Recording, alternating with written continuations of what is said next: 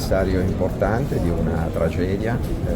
Abbiamo commemorato le vittime di questo attentato terroristico, il pensiero va a loro e a tutte le famiglie che hanno subito questa grave perdita, un dramma per la città.